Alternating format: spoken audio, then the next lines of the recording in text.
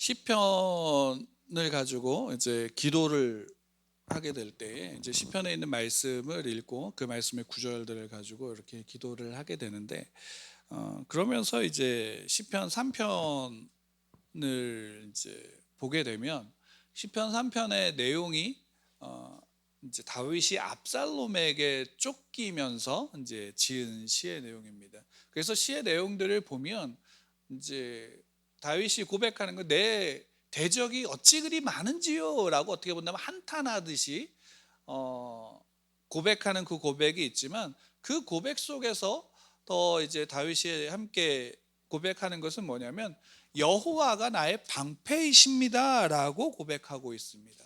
여호와가 나의 방패이십니다. 여호와가 나의 방패이시고 그리고 그 여호와가 나를 지키시며 나를 이끌어 가실 것이다라고 고백하는데 거기에 맨 마지막에 8절에 보면 다윗은 또 이렇게 고백을 합니다. 구원은 여호와께 있사오니 주의 복을 주의 백성에게 내리소서라고 고백합니다.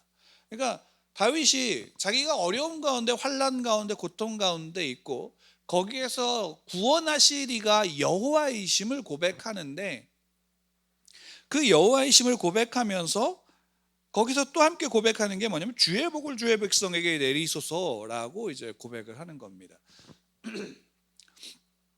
그렇죠. 이게 어떻게 본다면 이 시 속에서 우리에게 보여주고 있고 알려주고 있는 이 노래의 내용은 뭐냐면 결국 우리의 믿음이 무엇인가에 대한 것입니다. 우리의 믿음이 무엇인가. 다윗은 고백하는 것이 그 믿음이 결국 누구에게 향하냐면 여호와 하나님께, 나의 하나님께 향하고 있고 그 속에서의 구원은 오직 여호와께만 있고 나를 구원하시는 여호와이시기에 주의 백성에게 나에게 복을 주실 것입니다. 그 복을 주십시오라고 또한 구하는 겁니다. 근데 여기에서 우리가 이제 이 시를 볼 때마다 누구 다윗을 생각하고 다윗의 고백을 들으면서 여러분은 어떤 믿음, 다윗은 어떤 믿음을 보고 계시나요? 그러니까 어려울 때 나를 구원해 주시는 분으로서만 우리는 이 시를 통해서 보게 되나요? 아니면 다윗이 여기서 고백하고 있는 그 고백이 무엇인지에 대해서 우리가 좀 더 살펴볼 필요가 있어요. 왜냐하면 이 시의 배경은 결국엔 뭐냐면 다윗이 자기 아들에게 쫓기고 있는 상황이죠. 그러면 아버지가 자식이 자기를 죽이려고 쫓아오는 상황에서 어떤 심정이었을까? 단지 내가 죽기 싫어서 하나님 나에게 구원을 베푸소서, 내 대적인 아들놈을 죽여주소서라는 기도가 여기에 담겨져 있는 걸까요? 아마 그거는 아닐 겁니다. 왜냐하면 실제로 보면 다윗은 압살롬을 죽이지 말라고 요청했어요. 부하들에게 압살롬을 죽이지 말아달라고 요청했죠. 그러니까 다윗은 압살롬이 비록 자기를 죽이려고 쫓아온다 할지라도 그는 내 아들이기에 그가 죽기를 바라지 않았어요. 그럼 결국 여기에서 다윗이 고백하고 있는 것은 뭘까요? 결국 다윗이 여기서 고백하고 있는 믿음은 또 그 복은 무엇이냐면 단지 나를 구원해 주고 이 어려움에서 벗어나게 해달라는 것이 아니라 그런 환경 속에서도 자기가 누구의 백성인지를 고백하고 있는 거예요. 내가 아무것도 없고 내 대적이 나를 둘러싸고 있다 할지라도 하나님이 내 하나님이십니다라는 고백이에요. 그리고 여기에서의 그 복은 결국 시편 1편에서 복 있는 사람은 이라고 고백하고 있는 그 복과 동일한 거죠. 시편 1편에서의 복은 뭘까요?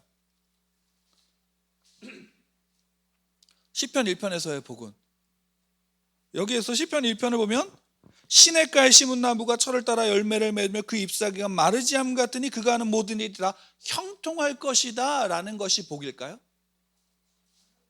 그것은 아니죠. 왜? 그리고 여기서 보기 그래 악인들은 다 벌 받을 거야, 심판 받을 거야 라는 것이 복인가? 아니요. 그것도 복이긴 하지만 더 중요한 복은 뭐냐면 여호와 복 있는 사람, 하나님께서 기뻐하시는 사람은 여호와의 말씀을 주야로 막 묵상하고 그 말씀을 다 지켜 행하는 자인 거예요. 그 얘기를 달리 표현한다면 어떤 거냐면 하나님을 믿는 자이고 하나님과 함께하는 그 관계 속에서 살아가는 바로 그 사람인 거예요. 다윗은 그 안에서 고백하고 있는 거예요. 자기가 환난과 고통 가운데 있다 할지라도 자기는 누구를 믿고 있어요? 하나님을 믿고 있고 하나님이 나와 함께 하심을 믿는 거예요. 그리고 그 나를 구원하시고 안 하시고는 누구에게 있느냐? 여호와께 있다라는 것이죠. 다만 내게 복을 주십시오. 하나님의 백성에게 복을 주십시오. 하나님의 백성에게 어떤 복? 하나님이 함께하고 있고 하나님이 붙잡으셨고 하나님이 나의 하나님이신 복을 더하여 주십시오라고 고백하고 있는 거예요. 실제로 구약 성경에서 하나님이 모세를 통해서 이스라엘 백성들을 이끌어내셨을 때 하나님이 이스라엘 백성들에게 요구하신 것은 뭘까요? 단 하나예요.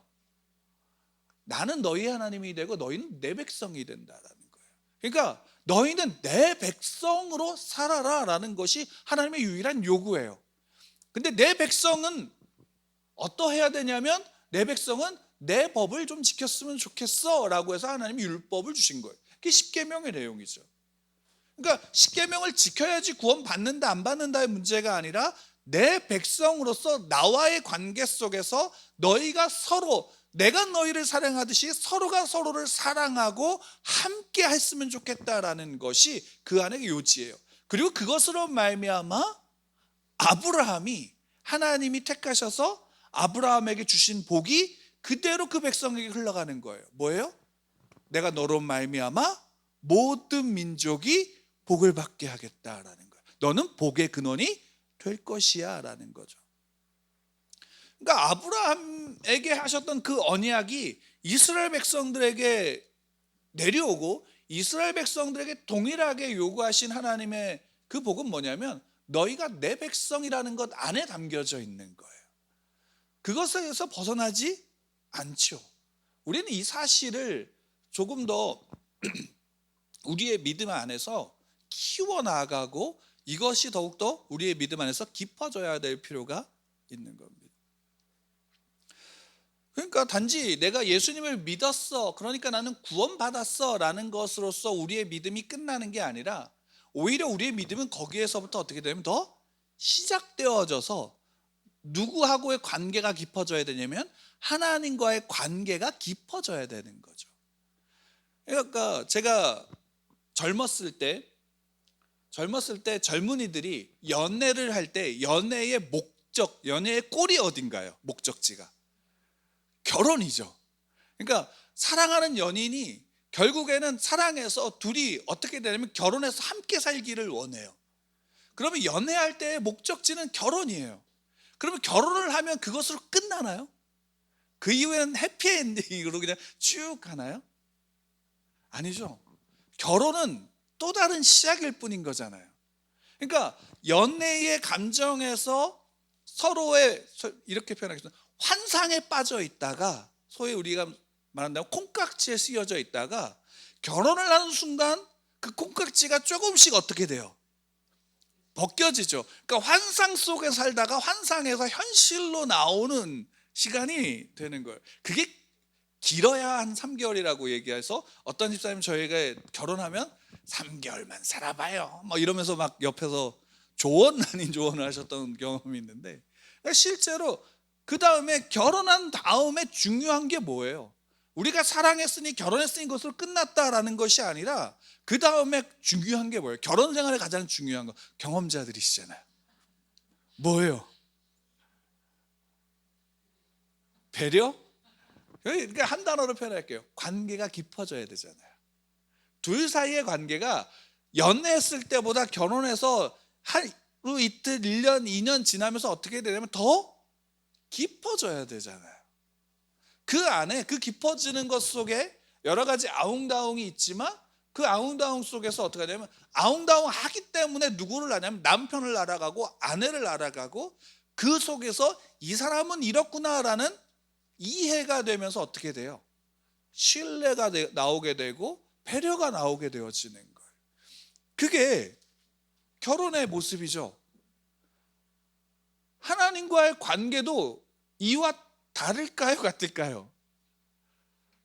같아요. 예. 다만 차이가 있다면 한쪽에선 전적인 이해가 있다면 한쪽에선 전적인 무지가 있는 것뿐이에요. 그렇지만 그 무지에 무지에 있던 우리가 어떻게 되는 거예요? 신앙이 예수 그리스도로 말미암아 하나님의 자녀가 된 자들은 어떻게 돼요? 그 관계가 시작되어짐으로 하나님을 알아가는 관계 속에서 우리의 믿음이 자라야 되는 거죠. 그렇죠? 그러니까 하나님이 이스라엘 백성들에게, 출애굽한 백성들에게 요구한 것 단 하나죠. 야, 우리의 관계는 이거야. 나는 너희 하나님이고 너희는 내 백성이야 라는 그 사실 하나에 있는 거예요. 그것이 신약에서 예수 그리스도가 오심으로 말미암아 요한복음 3장 16장에서 뭐라고 얘기해요? 영접하는 자고 그 이름을 믿는 자들에게 하나님의 자녀가 되는 권세를 주셨다라는 거죠. 거기서 이제는 더 나가는 거예요. 그래서 하나님 말씀하시는 거예요. 우리에게 말씀하신다면 똑같이 말씀하시는 거죠. 나는 네 아빠야, 너는 내 자녀야, 이거죠. 이것에서 벗어난다면 우리의 신앙 자체가 어떻게 되냐면 잘못되어지는 거예요. 우리의 믿음은 여기에 기반이 있고 이것이 다예요. 여기에 다른 게 없어요. 그러니까 우리의 믿음을 보이기 위해서 뭔가를 더 할 필요도 없어요. 누구를 알면 돼요? 하나님이 누구인지를 알면 되는 거예요. 그리고 내가 누구인지를 알면 되는 거예요. 거기에 있는 거죠. 왜 이 말씀을 드리냐면, 오늘 말씀에 보면, 사도행전 오늘 말씀 보면 좀 뜬금없는 내용이 여기 들어가 있어요. 우리가 있는 부분은 좀 뜬금없어요. 왜냐하면 앞에서 이제 그 초대교회가 또 성령의 역사를 말미암아 교회가 확장되어지면서 이제 유대인들의 구원에게만의 구원이 아니라 유대주의, 민족주의를 벗어나서 이방인에게도 복음이 들어가고 그들에게도 구원이 임한다는 사실이 증명이 되어지고 고백되어지고 난 다음에, 그러면 다시 그 다음에 12장에서 보면 또 다른 어떤 기적들이 나타나긴 되지만 어떻게 돼요? 그 이야기, 바로 이 이야기가 빠지고 넘어가도 되는데 굳이 이 이야기가 들어가요. 근데 그 이야기가 좀 뜬금없는 거죠. 왜? 아가보라고 하는 선지자가 있는데 그 선지자가 성령의 임하심을 받아서 예언을 하는데 천하에 큰 흉년이 든다라는 내용이에요. 그리고 그것이 글라디오 황제 때에 일어나서 그 일이 어떻게 진행됐는지에 대한 내용을 담고 있어요. 그러니까 앞에 내용하고 잘 이해가 돼요, 안 돼요? 잘 매치가 안 되는 내용임에도 들어가 있어요. 그러면 이 글을 쓴 누가는 이 내용이 필요하다고 본 거겠죠. 그죠? 그럼 왜 필요할까요? 우리가 여기서 좀 생각해 볼 필요가 있죠. 왜 필요할까요? 쓸데없이 넣지는 않았을 거 아니에요. 근데 여기에서 우리가 한 가지, 우리가 단적으로 우리가 볼 수 있는 건 이거예요.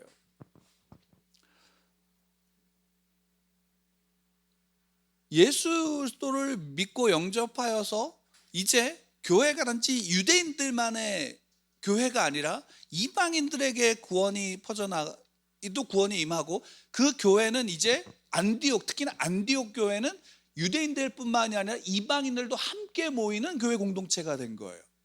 예루살렘 교회는 아직 유대인들 중심이지만 안디옥 교회는 유대인들이 그래도 중심이긴 하지만 거기에 이방인들이 그 안에 무리 함께하고 함께 예배하고 함께 관계하고 교제하는 공동체가 된 거예요. 근데 그 다음에 이제 아가보가 나타나서 흉년이 든다. 자, 우리가 한번 이렇게 생각해 봅시다. 우리가 예수 그리스도를 믿고 하나님의 자녀가 되어지면, 우리의 믿음 안에서 우리가 그 믿음이 고백되어지면 우리의 믿음은 어떻게 해야 돼요? 자라야 되는데, 중요한 건 믿는 자에게는 환난과 고통이 임하면 될까요? 안 될까요? 라고 묻는다면 우리 교회야 이미 제가 계속 나누고 여러분들도 신앙이 그 정도, 거기에서는 이제 한 걸음 더 나가셨으니까 대부분 다 아니다 라고 말하지만, 근데 대부분은 어떻게 하냐면 여기에서 내게 환난이 임하는 거를 잘 견디질 못해요. 환난이 임하고 고통이 임하는 것. 그러니까 믿으면 내게 고통이 어떻게 되냐면 있는 고통도 없어져야 되고 올 고난도 어떻게 되면 비껴나가야 되는 걸로 이해를 하게 되죠. 근데 실상은 여기에서는 뭐냐면 앞에서도 스데반의 순교와 그로 인한 교회의 핍박들이 계속적으로 있었지만 자연적인 재해죠. 가뭄은. 그 자연적인 재해도 믿는 자와 믿지 않는 자 모두에게 어떻게 하면 모두에게 다 임했을까요? 아니면 믿지 않는 자에게만 임했을까요? 모두에게 임했어요. 그러니까 우리가 살아가면서 당하는 환난과 고통은 내가 믿건 안 믿건 우리의 안에 있어요, 없어요? 우리의 삶에 늘 있는 거예요. 그것에서 나만 빠지겠다라고 한다면 우리가 거기서 한번 생각해 봐야 되는 건 이거예요. 환난과 고통이 하나님보다 더 무서운 건가요? 제가 이 말씀을 드리면 오늘 말씀의 제목도 그것인데, 환난과 고통이 하나님보다 커서 그거는 무조건 다 피해야 되는 것으로 생각하느냐라는 거죠. 아마 누구도 그렇게 말하지 않을 거예요. 그럼에도 불구하고 우리는 내게 환난과 고통이 오는 것을 좋아해요, 싫어해요? 당연히 싫어하죠. 좋아할 사람이 어디 있겠어요. 근데 그 싫어하는 강도가 너무 지나친 거예요. 내가 하나님을 믿으면 내게 고통이 없어야 된다라는 식으로 이해하는 경우가 너무 많다라는 거예요. 그러면 거기에서 우리가 왜 이 부분을 하냐면, 이 아가보의 예언을 통해서 그 예언을 들었던 사람, 이 예언을 했던 그 시점은 현재라고 우리가 봅시다. 그러면 이 예언이 이루어지는 건 미래죠. 그죠? 그러니까 아직 닥쳐오지 않을 일이 예언되어졌고 그 얘기를 그 현장에서 듣고 있어요. 그러면 그 얘기를 듣고 어떤 가뭄이 이제 큰 흉년이 오고 큰 가뭄이 오니까 우리가 그걸 대비하고 준비해야 돼라는 마음이 믿는 자들 사이에 있을까요, 없을까요? 있겠죠. 그러면 그걸 준비했다 안 했다 이런 얘기를 여기에 쓰여져 있지도 않아요. 다만 중요한 것은 뭐냐면 그 일이 있은 다음에, 그러니까 원래 우리가 시간적으로 사도행전의 시간적으로 순서에서 건너뛰어서 이제 누가가 그 모든 길을 다 겪고 난 다음에 결과를 우리에게 보여주는 거예요. 그 결과가 뭐냐? 안디옥에 있었던 성도들이 예루살렘 교회를 위해서 부조를 보냈다라고 얘기를 하고 있는 거예요. 여기에서 재밌는 한 가지 사실을 우리가 볼 수 있어요. 이방인들은 유대인들에게 어떤 존재예요? 개와 같은 존재죠. 짐승과 같은 존재죠. 사람으로 취급해요, 안 해요? 사람으로 취급하지 않죠. 이방인들과 함께하는 사람들도 사람으로 취급하지 않아요.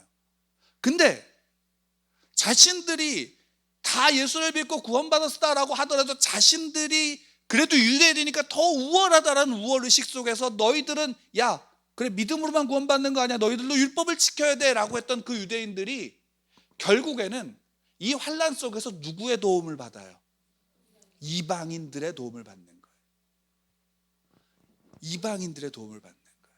그리고 이방인들은 자기들을 무시한 듯한 그런 시각 속에서 경험했던 유대인들을 어려움 당하니까 너희들은 꼴 좋아 라고 본 게 아니라 그들을 그럼에도 불구하고 누구의 형제로 보는 거예요? 함께하는 예수 그리스도 안에서 한 형제요 한 자매로 본 거예요.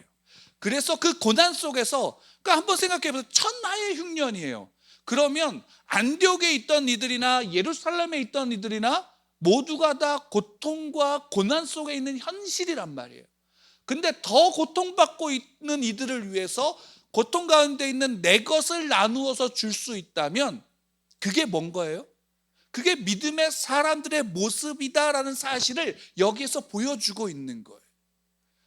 우리는 왜 아까 환난과 고통이 하나님보다 더 크다라는 말을 제가 여러분들에게 말씀을 드렸냐면, 내가 이 환난에서 벗어난 다음에 내가 누군가를 도울 수 있다라는 생각을 해요, 안 해요?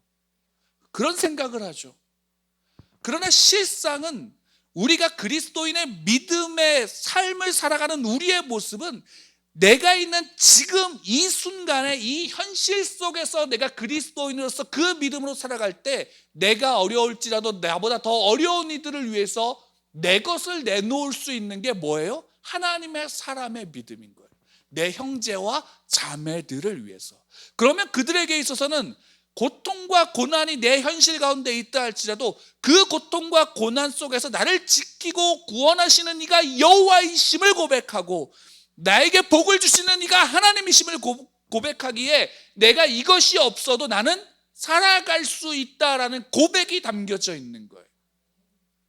그때 중요한 사실은 우리의 믿음이 내가 고통과 환난 속에서 있으면 나는 아무것도 못한다라는 믿음을 가지고 있다면 그들의 믿음은 환난과 고통이 뭐보다 더 큰 거예요? 하나님보다 더 큰 것이 되는 거죠. 그러니까 우리가 여기에서 우리의 믿음이 어디에 있는지를 살펴볼 필요가 있어요. 그거예요.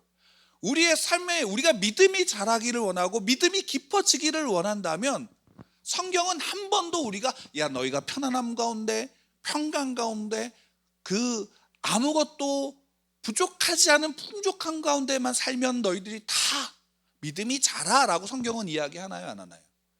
성경은 한 번도 그런 걸 이야기하지 않아요.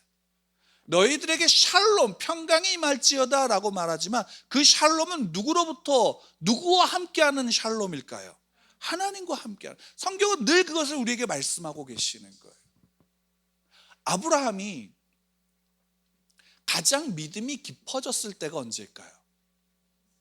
우리가 성경을 안다면 이삭을 바칠 때죠. 그러니까 이렇게 물을게요. 이삭을 바친 다음일까요? 이삭을 바치기 전일까요?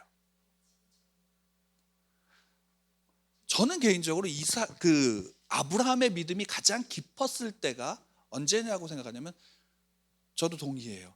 이삭을 바치러 가는 3일 길, 그리고 이삭을 바치러 둘만 걸어가는 그 산길, 모리아산으로 올라가는 그 산길, 그리고 그 산길 속에서 이삭이 물은 그 질문, 불과 장작은 있는데 재물은 어디 있나요? 하나님이 준비하실 거예요. 그러면 여기에서 이 3일길 속에서 아브라함은 하나님께 끊임없이 묻지 않았을까요? 이게 정말인가요? 뭐 그전에도 그랬겠지만 이거 3일길 내내 옆에서 걷고 있는 아들, 듬직하게 커가서 이제는 청소년기에 접어든 그 아들을 보면서 듬직하다고 느꼈을까요? 아마 처참했을까요? 아마 끊임없이 물었을 거예요, 하나님께. 근데 중요한 건 이거예요. 하나님이 답하셨을까요? 안 하셨을까요? 그 전에 딱 하나님 그 전에는 늘 오셔서 야 말씀하시고 야 하셨지만, 그리고 직전에 야 이삭 바쳐 그러고 말씀하셨지만 그 길 가운데는 아마 한 번도 하나님 응답하지 않으셨을 거라고 생각해요. 근데 중요한 건 뭐예요? 아브라함이 그래도 갔다는 것. 여기서 또 한 가지 저는 생각하지 못했는데 저희 교수님이 옛날에 설교 가르쳤던 교수님이 그런 말씀하셨어요. 그 이삭을 그 모리아산에 올라가서 제단을 쌓고 장작을 올려놓고 그 이삭을 제물로 바치려면 이삭을 묶어야 될 거 아니에요. 그 이삭이 분명히 노년의 아브라함을 뿌리치지 못했을까요?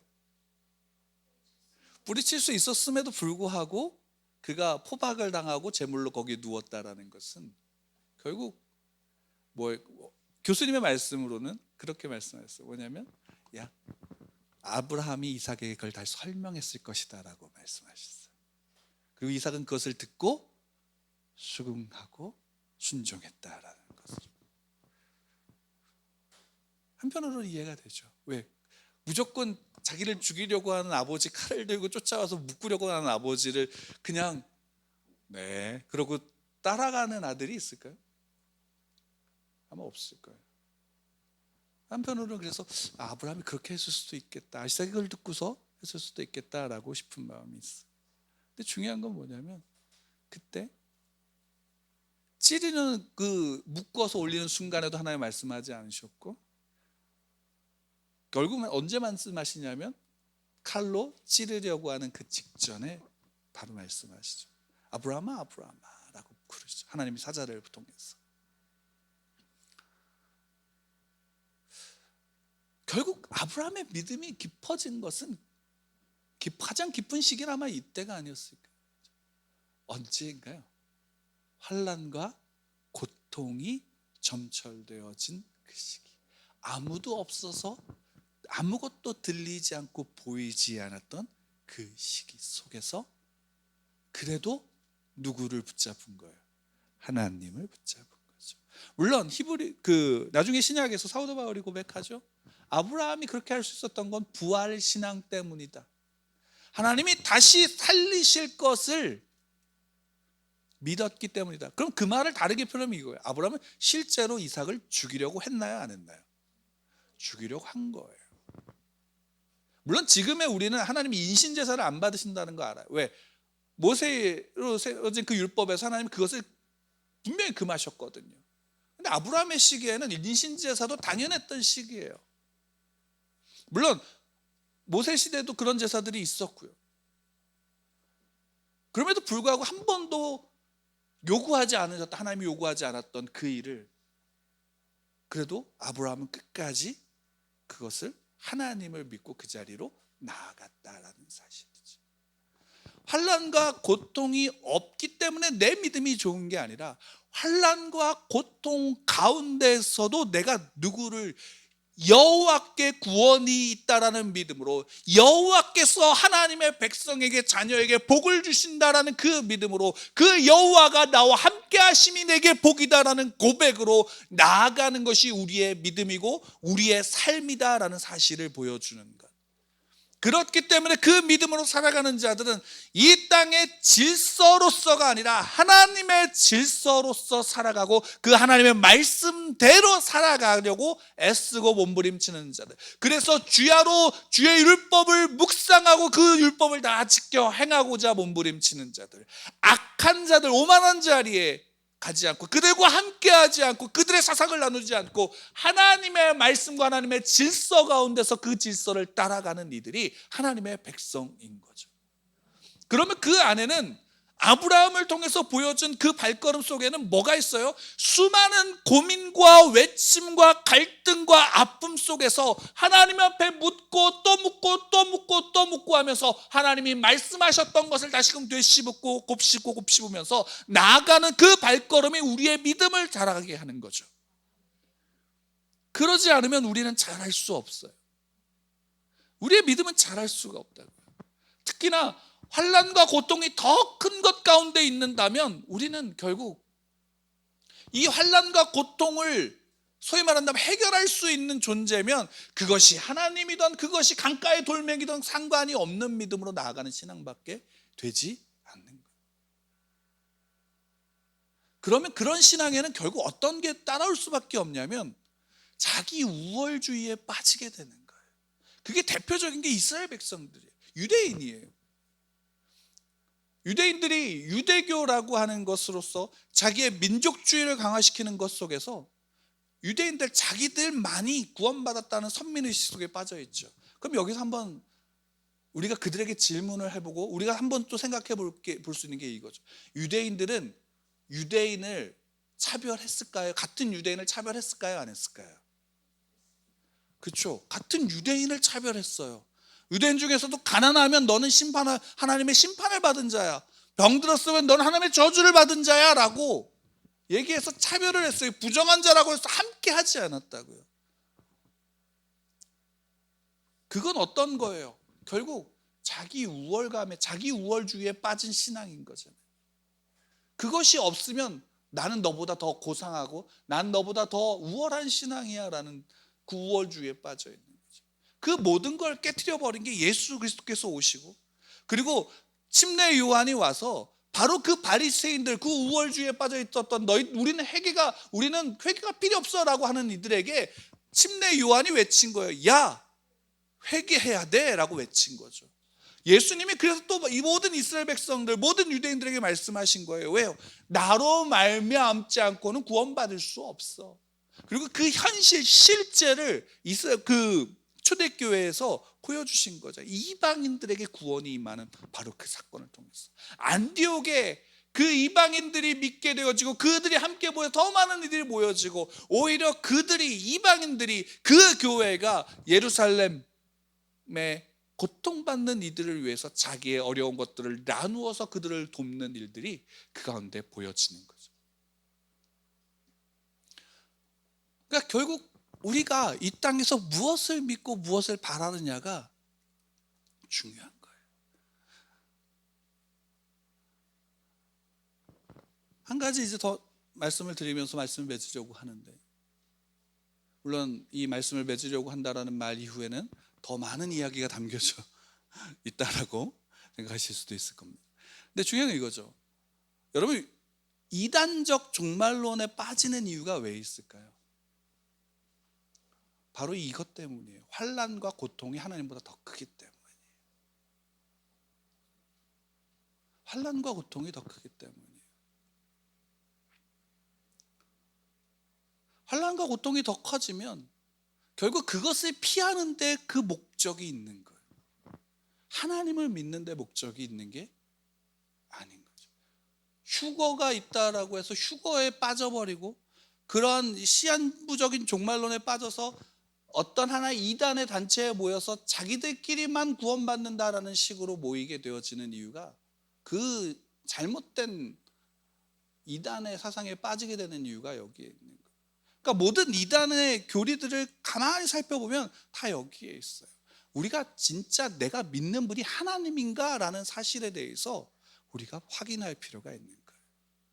그래서 오늘 찬양 불렀던 찬양에 가서도 보면 3절 그 찬양가 288장에 보면 3절에 보면 주 안의 기쁨 누림으로 마음의 풍랑이 잔잔하니 세상과 나는 간 곳 없고 구속한 주만 보이도다.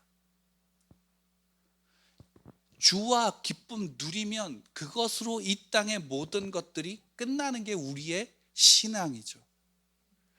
이 땅에서 내가 믿는 믿음은 하나님을 믿고 하나님이 나의 구원이시고 하나님이 주의 백성에게 복을 주심을 믿는 믿음으로 나아가는 발걸음. 그래서 시편 13편에선 사망의 음침한 골짜기를 지날지라도 주의 지팡이와 막대기가 나를 아니하나이다 라고 말씀하는 거예요. 주의 지팡이와 막대기가 나를 아니하기 때문에 사망의 음침한 골짜기에 내가 있어도 나는 안전한 거예요. 왜? 하나님이 함께 하시니까. 근데 내가 가는 길에 하나님의 음성이 들리지 않고 하나님의 표시가 보이지 않고 징조가 보이지 않는다 할지라도 중요한 것, 우리의 믿음은 하나님을 믿는다면 그 하나님은 내 아버지이시다라는 사실 하나만으로 하나님은 나를 떠나지 않는다라는 그 사실 앞에 있는 거예요. 우리가 그것이 우리의 믿음이죠. 제가 개인적으로 저희 아버지가 이제 돌아가신 다음에 어렸을 때 자라면서, 그러니까 그 시기가 있었던 것 같아요. 어떤 시기냐? 어렸을 때는 부모님이 아버지가 가장 큰 존재였죠. 그래서 그 아버지한테 뭔가를 요구했을 때 그것이 이제 이루어지고 어떤 큰, 어떻게 본다면 가장 큰 비빌 언덕이었죠. 근데 이제 사춘기가 접어들고 중학교, 고등학교 이렇게 올라가면서부터는 부모님의 존재가 커질까요, 작아질까요? 작아져요. 정말 한없이 작아져요. 그리고 실제로 모든 것들을 못 해준다라는 사실 앞에 보고, 제가 작년, 그러니까 청년이 되어지는 시기에 들어가면 저희 계시긴 하지만 저보다도 신앙이 못하다라는 사실을 제가 깨달았어요. 그래서 그렇구나 라는 것을 깨달아서 마치 제가 대단한 신앙으로 부모님을 포용하는 것처럼 생각을 했지만 결국에는 실상은 저조차도 아무것도 아닌 신앙이라는 사실을 깨닫게 되어지는 시기가 이렇게 지나가요. 근데 그러면서 결국 아버지가 돌아가신 뒤에 깨닫게 되어지는 거 한 가지가 뭐냐면, 울타리가 되었구나라는 사실이에요. 아버지와 부모님이 내 울타리가 되었구나라는 사실. 그러면 그 울타리 안에 있으면 내가 어떤 거예요? 안전한 거구나. 하나님 앞에 우리의 믿음이 어떠한가? 하나님은 그 울타리 안에서 나와 함께 하시는 하나님이시죠. 울타리라고 해서 제한된 게 아니라 하나님의 창조한 온 우주에서 하나님은 그 하나님의 택한 자녀들과 함께 하고 계신다라는 사실. 이게 우리의 믿음이에요. 그래서 우리는 그 믿음이 자라고 그 믿음이 깊어지는 것. 우리의 믿음은 거기에 있지 않으면 우리는 잘할 수가 없어요. 우리의 믿음이 환난과 고통이 하나님보다 큰 것에 향한 믿음이라면 우리는 거기에서 돌이키지 않는다면 잘못된 방향으로 계속해서 나갈 수밖에 없고, 잘못된 진리를 쫓아서 거기에 그 올무에 걸려서 넘어질 수밖에 없게 되어지는 겁니다. 여러분, 우리 하나님은 크십니다. 우리 하나님은 온 우주보다 크시고 모든 시간보다 크십니다. 처음부터 계셨고 마지막까지 계시며, 오직 그 시인의 고백처럼 구원은 여호와께 있으니 주의 백성에게 복을 내리소서. 그 고백이 저와 여러분의 고백이 되기를 축원합니다. 하나님은 크십니다. 하나님은 내 아버지십니다.